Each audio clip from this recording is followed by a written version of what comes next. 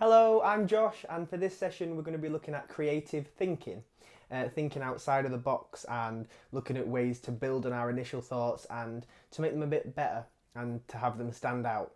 Okay, so the first thing that I want you to do as part of this online workshop is to look at a way of getting our creative juices flowing and to make, getting your brain to think in a creative way. And the way I want you to do that is wherever you are now, however you're watching this, I want you to pick 4 items from around the area.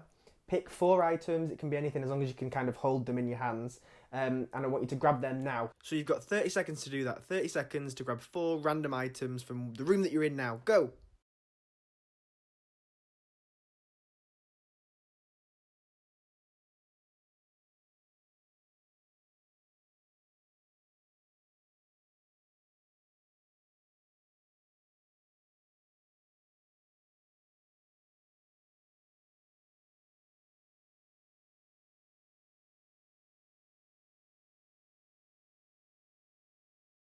Okay, so that's 2 minutes up. You should have your 4 items now. What I want you to do, well, actually, I'll share with you my items. So my items, my wallet, I found. Well, I'll show you this one in a sec. My phone. This is a keyring that's also like a fidget thing, and it's like a little pea pod. Don't ask me why. And a stapler. So they're my 4 items. What I want you to do now, and I'm being serious, is to give each of the items a name. Call them whatever you want. Yeah? A name, person name. And then I want you to write a story about these 4 items, just a short story that I'm going to give 10 minutes, 10, 15 minutes for you to write this short story. I will give you my example now. Now, the reason we're doing this isn't because I've gone insane, but it's because it's a good way to get your creative minds flowing for the session that we're going to be doing. So 4 items, give them all a name. Maybe this will be Barry the stapler, I don't know. And I want you to write a short story about these things and how they will interact. Only a very basic, very simple one. Here is my example. One day, Penny the Pea was feeling a bit down because she missed her mate, Barry the stapler. So she knocked on next door where Philip the phone lived and was like, Philip, mate, can you give my friend Barry the stapler a call? Because I'm really missing him. Philip said, you know what? I'm really missing him too. And I'm also really missing Wendy the wallet. Why don't we all get together and have a bit of a party?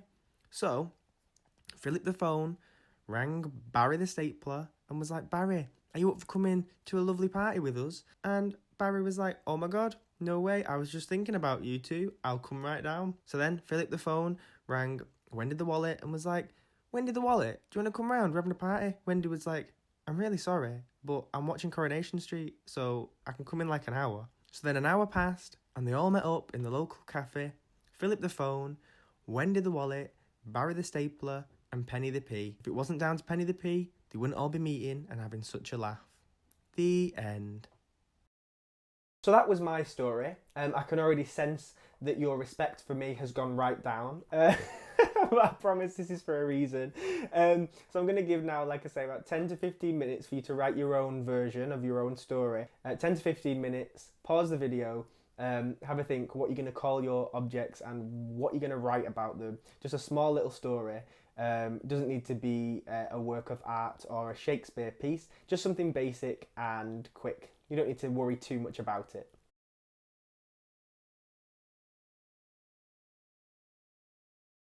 Okay, now this is where I would absolutely love to hear your stories. If there's any way of getting these stories to Kyra at the Harris or anybody else at the Harris that you know, please send them in, email them, tell them over the phone about the stories that you've just put together. Because I would love to hear that. Because more so, it'll just give me a good laugh. But the reason I've done that is because that was totally out of the blue. That was something that you wouldn't normally do and something you wouldn't normally think about. I mean, I would. There'll be other people who would as well. But for example, when you look at your wallet, you don't think of it as Gary, the talking or singing or whatever you wrote about wallet, do you? That is what we're talking about today. We're talking about thinking outside of the box. We're talking about thinking differently, and we're looking at some tips that we can apply to some normal ways of thinking. and developing ideas, but to give them a little bit of a twist and to work on them in more detail. So this next task is going to be looking at ideas and idea generation, which basically means coming up with an idea. For this, I'm going to take you inside my mind, and we're going to talk through a task that I have set that will take a good 20 minutes, and we'll talk through it together and we'll go through the process step by step. So we have all heard of the term thinking outside the box, but what does it actually mean? You would be asked to think outside of the box when asked a question or given a problem that needs an answer, that is different to what has already been proposed before. So for example, I've been asked to bring an exciting ice cream to a big party in Manchester where I'm from. When thinking about ice creams, obviously I'm thinking about chocolate, vanilla, strawberry, sort of like the same old stuff. But I want to think a bit outside the box, I want to think a bit differently, so I'm going to build on that. So I've been asked to deliver and bring some ice cream to this party that I'm involved with in some way. The ice cream is going to be something that they eat, and it's going to be quite a talkative point of the event, of the party. And the party is in Manchester. I first of all think, right, Manchester, what does Manchester have that's unique? And I'm thinking, it's got a big sort of thing with bees, Manchester bees, and the bee is quite a big symbol of Manchester because of worker bees. So I'm thinking bees, I know it has a big past with industry and factories.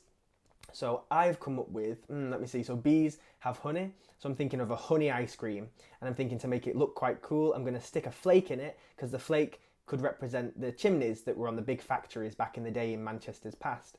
So for that example, I sort of thought outside of the box a little bit. I didn't just come with chocolate, vanilla or strawberry, a plain sort of ice cream. I came with something that was a little bit different and something that, makes you think and stands out. What I did was I was using my past knowledge of a place like Manchester, whilst also researching that it had an industry of sort of like factories and stuff like that. And I used those two things combined to make something that will stand out and that will be remembered. So what I'm going to do now is something quite similar, but a bit different. I'm going to give you a scenario that the Harris is going to be proposing this is in my world and in my example, to get us to think a little bit creative and to think a little bit outside the box. So this example isn't a real idea, it's not a real thing that's been proposed, but it's very similar to something that could be proposed to you from the Harris. So here is the example. So the Harris has asked for your help. They want to have a big statement piece at the entrance of the building that shows that the Harris is here and supportive of the young people of Preston and beyond. This can be a statue, a poster, a piece of art, or a real life person acting or doing something in the main entrance. I want you to think of an idea off the top of your head, something that you want to do. So you don't need to think too much. What comes straight to mind when you think of those things? So a big statement piece at the front of the Harris that when you see it, shows that the Harris is supportive of the young people of Preston and beyond. So some things that I want you to consider are your past knowledge of the Harris. What did they do? What do you know already about the Harris? If you have access to the internet or researching, have a look at the Harris's website for information on past things that they may have done or shown before in the gallery, or likewise other galleries that are nearby that may have done something similar, or anywhere in the world. Think about the people that the Harris want to connect with, or we want to connect with this. So in this case, it's young people, like you and me. So let's say from around 12 to 25 years old. So with all those things in mind, think of a basic idea that comes straight to mind with all of that. So I'm going to give you 15 minutes to come up with an idea and to write it down somewhere. You might want to draw it, you might want to write it down on a piece of paper or type it up on your computer or your tablet or whatever. Note this down however you think's best. I'd probably sketch it and write a little bit about it or something, but document that in a way that you can then work with afterwards, because I'm going to ask you to build on it a little bit afterwards. So I'm going to put back on the screen all of the key things that you need to consider, and then we'll come back and I'll give you some more information. Don't put too much pressure on yourself for this activity. It is just a bit of fun, but I do want you to really think as if it's an idea that could happen, because not everything is in question. It's not out of the question that something like this could become a reality if it's a really good idea.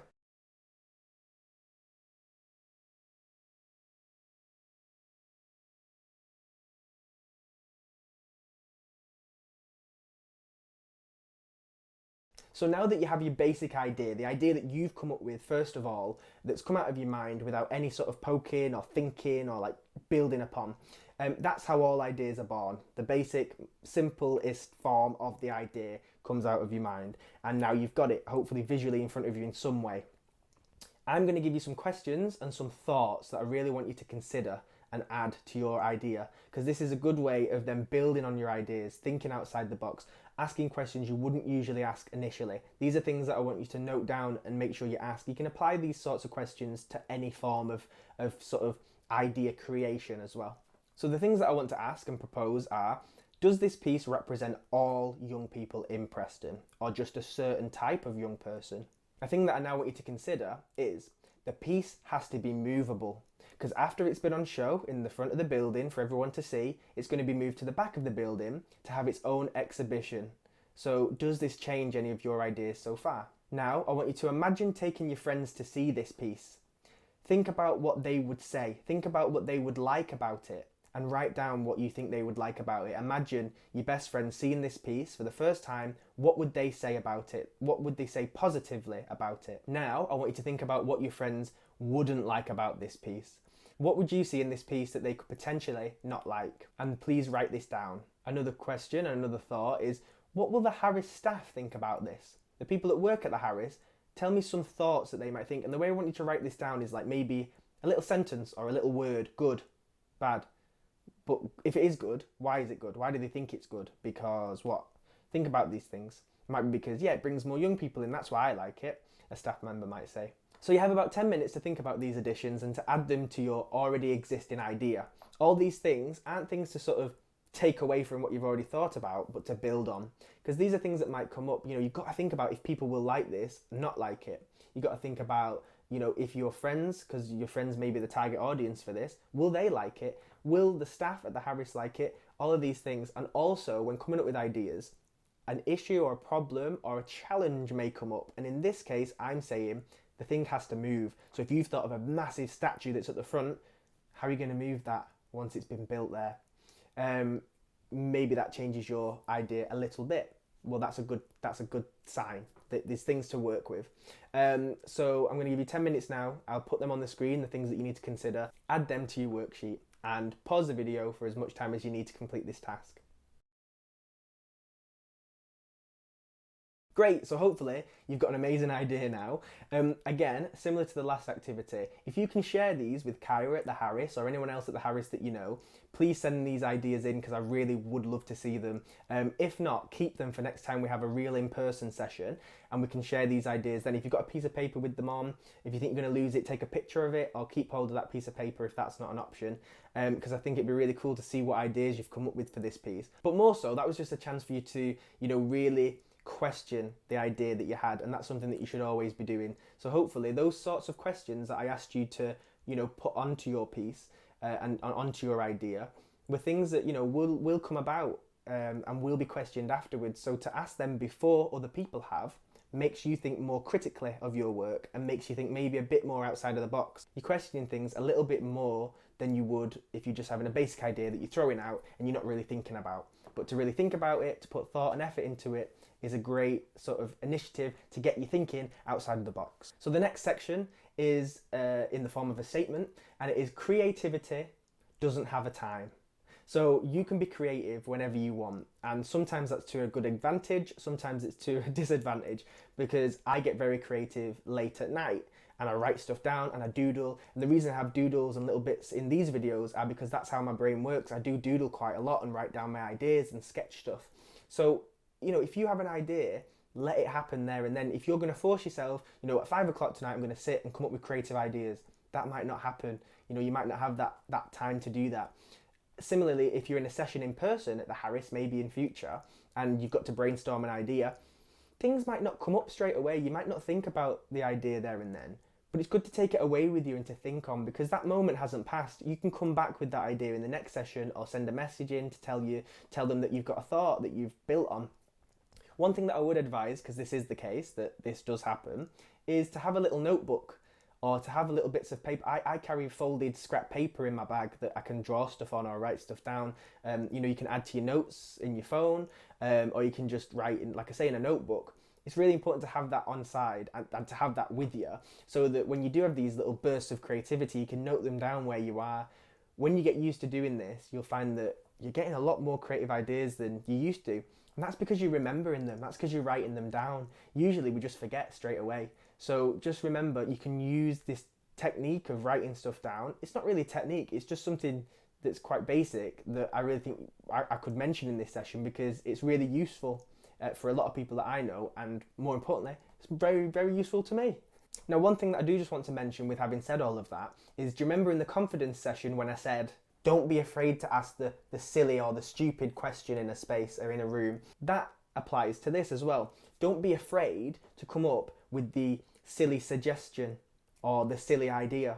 Because if you're sort of having a team discussion about creative ideas, there's no wrong answer. Everybody has a different way of working. I might suggest an idea that isn't right, but somebody else might hear that and go, oh, I don't know about that bit, but this bit, yeah. And then that's the idea that we end up going with, that someone you share your idea with might build on it, and vice versa. You can build on it with, it's like a game of tennis then, isn't it? You go, I have an idea to put a big statue in the Harris. Maybe not a statue, maybe a painting. Maybe not a painting. Well, yeah, maybe it could be a painting that has like a statue face mixed in with the painting. And then, whoa, I've never seen that before. It's like a creative new idea. That's how things happen. So never be afraid of sharing your creative ideas, because they're never wrong. There are always things to be built on. So do not be afraid of sharing silly ideas and thoughts. I think I'm going to say that in every video. Don't be afraid to be silly, because I think that's like my middle name is Josh Silly. Now, we've come to the end of our session, and I want to sort of leave you with a task that you can... This is something I've not done. It's something I've picked up recently, and I think it would be really good for me to do, so I want to share it with you. Basically, this task comes in the form of a daily activity. It can also be a weekly activity if you want it to be, or a monthly thing, but I would actually suggest to do it for a solid week to start off with. What it is that apparently to get your creative juices flowing and to be more creative, you've got to challenge yourself a little bit more and do things that are different. And I would say that's a great idea, and I'm going to try this myself. Next week I'm going to go along and try this. Try something new every day. So that might be eating a food that you've never ate before, or maybe even better, something that you know you don't like. Maybe your taste buds have changed. Watch something on YouTube that you've never watched before, something that's suggested that you've never watched, but you click on, and it might be, I never would have watched that, but I quite enjoyed it. Same with TV or radio. Another thing you could do as well is, why don't you go for a walk somewhere a little bit different, as long as it's safe, or try out a new place, a new shop, a new place to eat. Maybe you have the same cup that you drink out of every day. Why don't you just try out of another cup this day? Trying things different make you think differently, and it challenges your creativity. And you wouldn't maybe think that those things were connected, that it would challenge your creativity to drink out of a different cup one day. But it's these different experiences that open us up to new experiences that then help your brain sort of think in a wider sense, think broader about different things and different connections. You might ring someone that you've never spoke to, or you've maybe not spoke to for years. But by pushing yourself and doing different things in different days really does keep your brain on its toes and makes it think a little bit differently. So I would really advise, so for next week, I would say Monday, Tuesday, Wednesday, Thursday, Friday, definitely, to try something you've not tried before. I'm going to do the same. I'll let you know how it goes for me. You let me know how it goes for you. Thanks again for joining this online workshop session. We've got a couple more, but I just want to say thanks very much for watching so far, and I'll see you very soon.